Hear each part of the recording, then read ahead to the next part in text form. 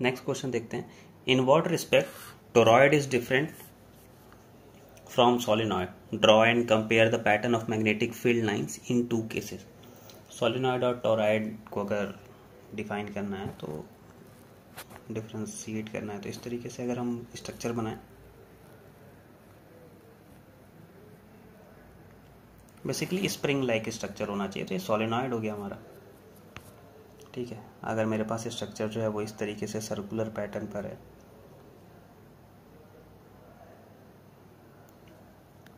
तो ये मेरे पास टोरॉयड हो गया। ठीक है, इसमें अगर मैग्नेटिक फील्ड लाइन लेकर जाएं तो मैग्नेटिक फील्ड लाइन ऐसे जाएंगी, है ना।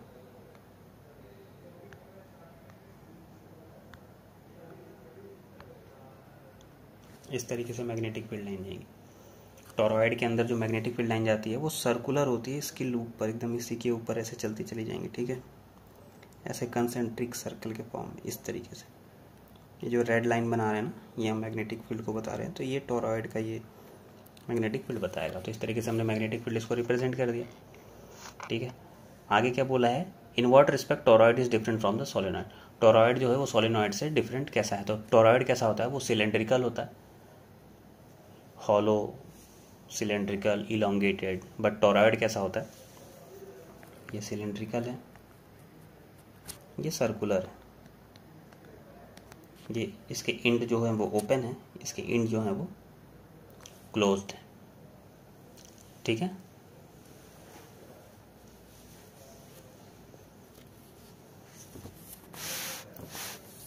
आगे क्या है, ये पार्ट ए था इसका। Part B, how magnetic field inside a given solenoid in made strong. How B in solenoid made strong. Strong बनाने के लिए क्या कर सकते हो, पहले तो मैग्नेटिक फील्ड बढ़ा दो, दूसरी क्या करो, करंट बढ़ा दो, करंट बढ़ा दो कि नंबर ऑफ टर्न बढ़ा दो। ठीक है, और क्या कर सकते हो, आप मीडियम को चेंज कर सकते हो। मीडियम को आप कैसे चेंज करोगे, चेंज मीडियम। मीडियम चेंज करने के लिए आप आयरन कोर डाल दो उसके अंदर। अगर आपके सोलेनॉइड का जो अंदर का हॉलो पार्ट है जहाँ पे एयर है, एयर के बदले आप सॉफ्ट आयरन कोर वगैरह डालोगे जो मैग्नेटिक फील्ड को ज़्यादा परमेबिलिटी देगा, परमिटिविटी देगा अंदर जाने के लिए, तो जाहिर सी बात है कि आपका जो है वो मैग्नेटिक फील्ड बढ़ जाएगा। और मैग्नेटिक फील्ड जो सोलेनॉइड का फॉर्मूला होता है वो B = न्यू नॉट NI होता है।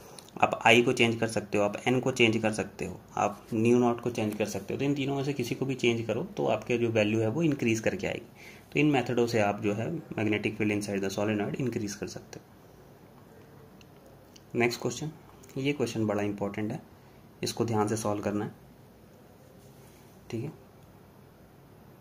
ये क्वेश्चन इंपॉर्टेंट है। 2 identical circular wire P and Q each of radius R carrying current I are kept perpendicular to plane such that they have a common center as shown in a figure। ठीक है, diagram में दिख रहा है।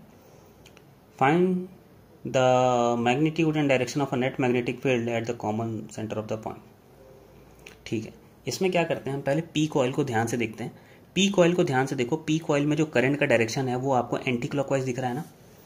अगर ये anti clockwise है तो इसमें क्या करेंगे, इसके जो करंट की डायरेक्शन जा रही है, एरो जो बना हुआ है, एरो इसमें देखो इस तरीके से बना है ना, ये इधर से इधर की तरफ ऐसा, इसके डायरेक्शन में हम क्या करेंगे, अपने फिंगर को कर्ल करेंगे और जो हमारा थंब का डायरेक्शन आएगा वो मेरे पास मैग्नेटिक फील्ड की डायरेक्शन आएगी।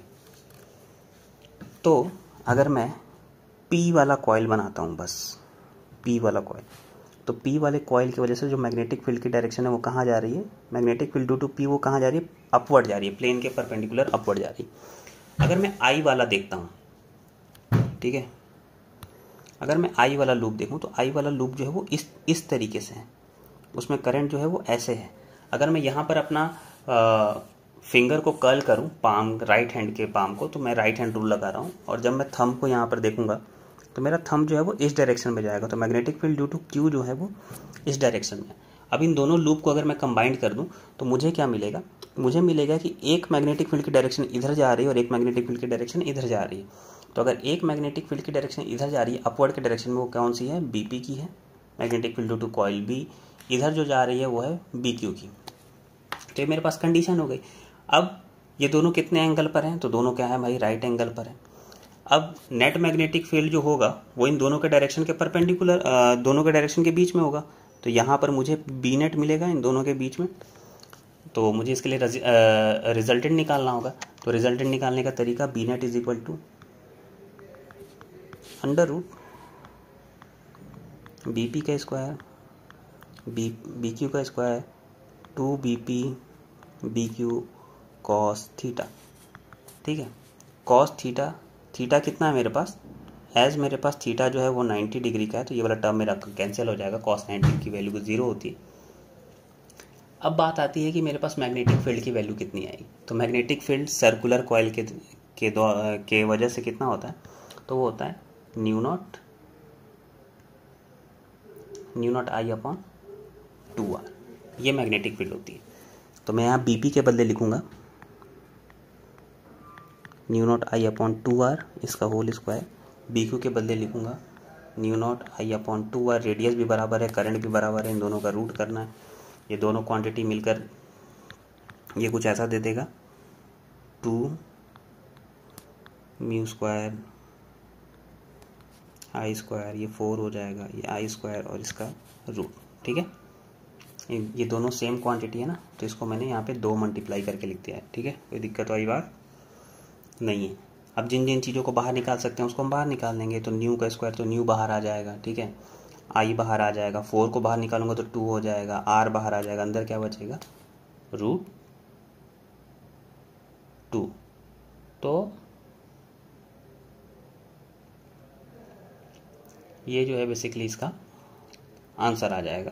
आप चाहो तो यहाँ पर इस रूट 2 को इस 2 से कट भी कर सकते हो, तो ये रूट 2 हो जाएगा। तो ये बेसिकली आपको mu naught I upon root 2r B net, तो ये आपको ये मिल जाएगा। What is the magnitude and direction. अब आपको डायरेक्शन निकालना है। ठीक है, डायरेक्शन निकालने के लिए क्या करते हैं, थीटा निकालते हैं।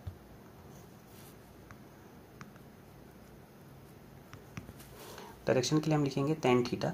टेन थीटा क्या होता है, जो भी आपके डेटा होगा वाई एक्सिस का, उसको आप एक्स एक्सिस के डेटा से डिवाइड कर दो तो वो आपका निकल जाएगा। डायग्राम में देखो तो वाई एक्सिस पर कौन सा है हमारे पास मैग्नेटिक फील्ड का वेक्टर, तो वाई एक्सिस पर जो है वो मेरा मैग्नेटिक फील्ड बी वाले बीपी के द्वारा है, और एक्स एक्सिस पे जो है वो मेरा बी क्यू के द्वारा है। दोनों का मैग्नेटिक फील्ड कितना था, दोनों का मैग्नेटिक फील्ड चार्ज वगैरह सब कुछ तो बराबर ही था। तो अगर मैं ये बीपी की वैल्यू लिखूँ और फिर मैं यहाँ पर बी क्यू की वैल्यू लिखूँ new naught I upon 2r, ये दोनों वैल्यू बराबर है, कट के 1 आ जाएगी। तो टेन थीटा की वैल्यू 1 आ रही है। टेन थीटा की वैल्यू 1 कब कितने डिग्री पर होती है, तो 10 45 डिग्री पर होती है। 10 से 10 कैंसिल कर दूंगा तो theta is equal to 45 degree.